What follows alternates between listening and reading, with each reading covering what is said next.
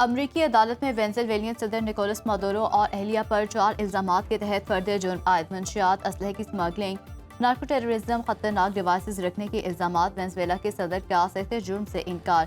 جج ایلان ہلسٹن سے مکالمہ کرتے ہوئے نکولس مادورو نے کہا کہ انہوں نے کوئی جرم نہیں کیا، وہ بے گناہ اور وینزویلا کے صدر ہیں، انہیں اغوا کیا گیا۔ مادورو کی اہلیہ پر سہولت کاری کا الزام۔ خاتون اول نے بھی الزامات کی تردید کی۔ کیس کی سماعت 17 مارچ تک ملتوی کر دی گئی۔ ہتھکڑیاں اور بیٹریاں پہنے وینزویلین صدر اور اہلیہ کو سخت حفاظتی انتظامات میں ہیلی کاپٹر کے ذریعے مینہٹن کی عدالت لایا گیا۔ قیدیوں والی یونیفارم پہنائی گئی تھی۔ مادورو اور اہلیہ کو واپس بروکلن حراستی مرکز پہنچا دیا گیا۔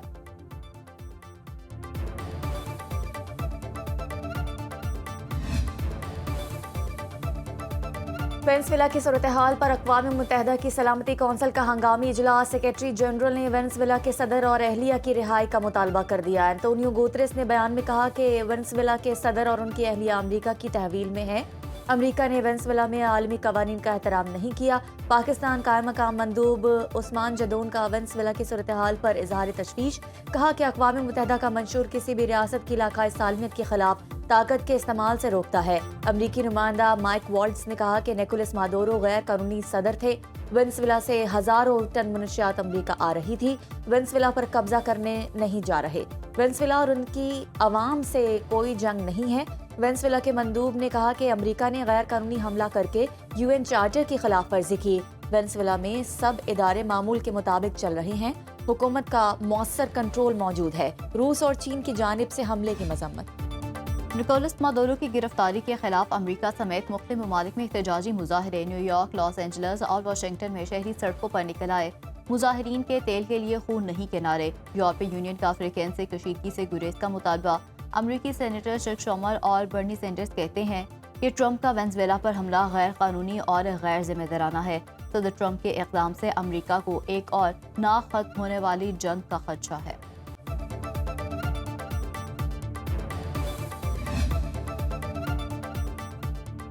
اوہایو میں نائب امریکی صدر JD وینس کے گھر پر حملہ۔ امریکی میڈیا کے مطابق نامعلوم شخص نے گھر میں توڑ پھوڑ کی جس سے کھڑکیاں ٹوٹ گئیں۔ حملے کے وقت گھر پر کوئی شخص موجود نہیں تھا۔ امریکی سیکرٹ سروس نے ملزم کو گرفتار کر لیا۔ واقعے کی مزید تحقیقات جاری ہیں۔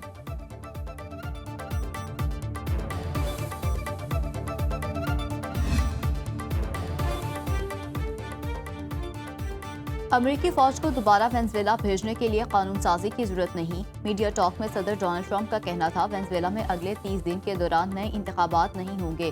امریکہ حالت جنگ میں نہیں۔ امریکی وزیر دفاع نے وینزویلا آپریشن کی تفصیلات بتا دیں۔ کہا مادورو کو گرفتار کرنے کے لیے تقریباً 200 فوجی کراکس میں داخل ہوئے۔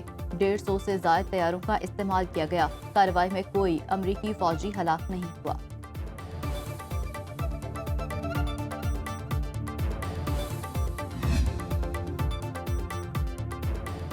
ٹرمپ کی یورپی اتحادی ملک ڈنمارک اور دیگر گرین لینڈ کو دھمکیاں۔ دونوں نے امریکی صدر ٹرمپ کی دھمکیاں مسترد کر دیں۔ وزیر اعظم جینس فریڈرک نے کہا کہ بہت ہو چکا، اب مزید دباؤ قبول نہیں کریں گے۔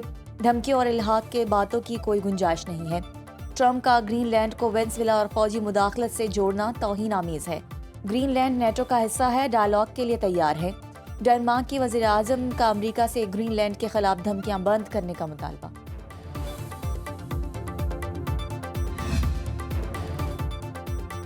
ملک کے مختلف علاقوں میں دھند کا راج برقرار۔ حد نگاہ انتہائی کم ہونے پر لاہور سیالکوٹ موٹر وے M11 کو بند کر دیا گیا۔ M1 پر پشاور سے اسلام آباد، M2 پر لاہور سے اسلام آباد تک ٹریفک کا داخلہ ممنوع۔ M3 درخانہ سے فیض پور، M4 شیرشاہ سے پنڈی بھٹیاں، M5 شیرشاہ سے روہڑی تک معطل۔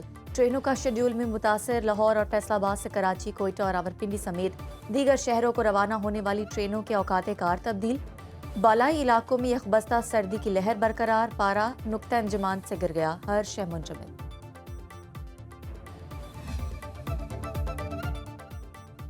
کراچی سے پکڑے گئے دہشت گردوں کا ٹارگٹ ہائی ویلیو سویلین شخصیات تھیں۔ وزیر مملکت داخلہ طلال چودھری کہتے ہیں انٹیلیجنس اداروں کی حالیہ کارروائیوں میں دہشت گردوں کے خلاف بڑی کامیابی حاصل ہوئی۔ بڑی تعداد میں دھماکہ خیز مواد برآمد کیا گیا۔ دہشت گردوں کی سازشیں ناکام بنائیں گے، ملک میں ان کی کوئی جگہ نہیں۔ سینئر وزیر سندھ شرجیل میمن نے کہا کہ بھارت اور افغانستان کی پراکسیز پاکستان میں دہشت گردی چاہتی ہیں۔ دہشت گردی کا بڑا منصوبہ ناکام بنانا سیکیورٹی فورسز کی بڑی کامیابی ہے۔ وزیر داخلہ سندھ ضیاء الانجار کہتے ہیں کراچی سے گرفتار دہشت گردوں سے تفتیش کر کے ان کے سارے نیٹ ورک کو بے نقاب کریں گے۔ دہشت گرد اہم مقامات پر شہریوں کو نشانہ بنانا چاہتے تھے۔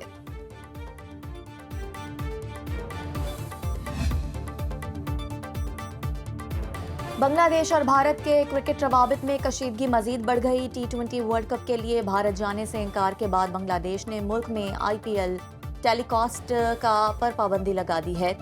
پابندی کا فیصلہ بنگلہ دیشی فاسٹ بالر مستفیض الرحمان کو IPL franchise Kolkata Knight Riders سے نکالنے کے بعد کیا گیا ہے۔ ہندو انتہا پسندوں کی دھمکیوں کے بعد مستفیض الرحمان کو بھارت چھوڑنے کا کہا گیا۔ بنگلہ دیش کے انکار کے بعد T20 ورلڈ کپ کا شیڈول تبدیل ہونے کا امکان۔ بنگلہ دیش کی مشیر اطلاعات سیدہ رضوانہ کہتی ہیں کہ مستفیض الرحمان کے معاملے پر ہمارے جذبات مجروح ہوئے، بھارت کو مناسب جواب دینا ہی تھا۔ مستفیض الرحمان کو ٹیم سے نکالنے کی وجوہات تسلیم کرنے کو تیار نہیں۔ بھارتی سابق وزیر ششی تھرور کی رضوانہ حسن کے بیان کی مذمت۔ عدالتی حکم کے باوجود سربجیت کور بھارت نہ جا سکی۔ واہگہ بارڈر سے دارالمان پہنچا دیا گیا۔ سفری کاغذات میں تکنیکی مسائل کی وجہ سے بھارت روانہ نہیں کیا جا سکا۔ بھارتی حکام کے حوالے کرنے سے متعلق تاحال کوئی حتمی فیصلہ نہیں ہو سکا۔ پاکستان نے پسند کی شادی کرنے والی بھارتی خاتون کو عدالت نے ڈیپورٹ کرنے کا حکم دیا تھا۔ سربجیت یاتری ویزا پر پاکستان آئی، اسلام قبول کر کے شیخ پورہ کے نوجوان سے شادی کی تھی۔ سربجیت ویزے کی مدت ختم ہونے پر پاکستان میں غیر قانونی طور پر مقیم تھی۔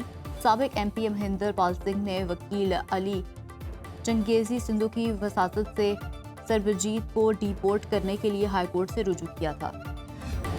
پنجاب کو وفاق سے زیادہ پیسے ملنے والی بات جھوٹ ہے۔ نوجوان کبھی اس بہکاوے میں نہ آئیں کہ پنجاب کو زیادہ پیسے ملتے ہیں۔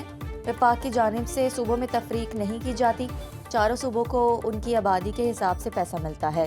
وزیر اعلیٰ پنجاب مریم نواز کی نیشنل ورکشاپ بلوچستان کے شرکاء سے گفتگو، کہا کہ گڈ گورننس سے بڑھ کر کوئی سیاست نہیں، پنجاب کی ایک ایک پائی ایمانداری کے ساتھ عوام پر لگائی جا رہی ہے۔ پنجاب کے دروازے دوسرے صوبوں کے عوام کے لیے کھلے ہیں۔ پنجاب میں کسی صوبے کے لیے امتیازی رویہ نہیں ہے۔ جب سے عہدہ سنبھالا ہے ایک افسر بھی سفارش پر نہیں لگایا۔ پنجاب میں تمام کام صرف میرٹ پر ہو رہے ہیں۔ CTD پنجاب جس طرح کام کر رہے ہیں اس کی کہیں مثال نہیں ملتی۔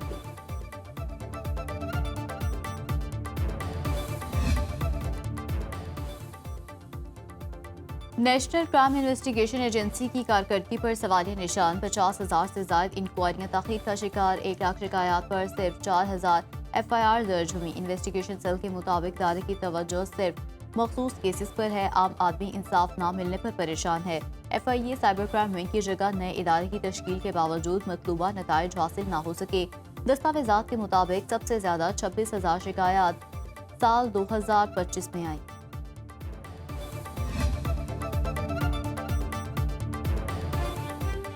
وزیر اعلیٰ خیبر پختونخوا محمد سہیل آفریدی کی زیر صدارت صوبائی کابینہ کا اجلاس۔ اوورسیز پاکستانی پراپرٹیز ایکٹ 2025 کی منظوری۔ معاون خصوصی برائے اطلاعات شفیع جان کی پریس بریفنگ، کہا کہ بیرون ملک پاکستانیوں کی ملک میں جائیدادوں کا تحفظ یقینی بنائیں گے۔ اسپیشل کورٹس کے قیام سے پراپرٹی کے معاملات حل ہوں گے۔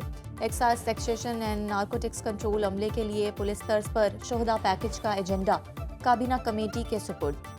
گرینڈ کرم یوتھ کنونشن کے انعقاد کے لیے 6 ملین روپے کی منظوری۔ سرکاری اسپتالوں میں دیگر مشینوں کی تبدیلی کے لیے فنڈز کی منظوری۔ فنڈز اور اختیارات نہ ملنے پر بلدیاتی نمائندوں کا پشاور اسمبلی کے سامنے احتجاج۔ شہنشاہ غزل مہدی حسن کے صاحبزادے سجاد مہدی لاہور میں انتقال کر گئے۔ سجاد مہدی کو دل کا دورہ جان لیوا ثابت ہوا۔